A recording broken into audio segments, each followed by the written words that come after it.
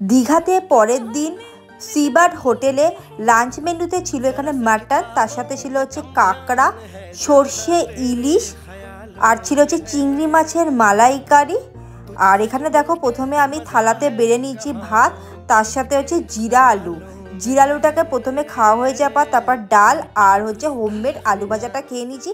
তারপর নিয়েছিলাম হচ্ছে কাঁকড়াটা তো কোনো কথাই হবে না, অনেক দিন পর খেলাম। আর সত্যি বলছি খুবই ফ্রেশ ছিল সবকটা, এখানকার সবকটা খাবারই খুবই ফ্রেশ, তোমরা যদি যাও অবশ্যই ট্রাই করো। আর তারপর সর্ষে দিয়ে ইলিশ মাছ, বাঙালিদের প্রিয় মাছ তো খেতেই হবে, সর্ষে ইলিশ খেলাম। আর লাস্টে ছিল আমার প্রিয় মাটনের ঝোল। ও মাটনটা তো পুরো একদম চর্বিযুক্ত আর একদম নরম তুলতুলে ছিল। আর মাটনের আলু তো থাকতেই হবে, আলু দিয়ে মাটন দিয়ে ঝোল দিয়ে ভাত খাওয়া হয়ে যাওয়ার পর লাস্ট ছিল চাটনি পাঁপড়। আজকে ব্লগটা আমি এখানেই শেষ করছি, টাটা।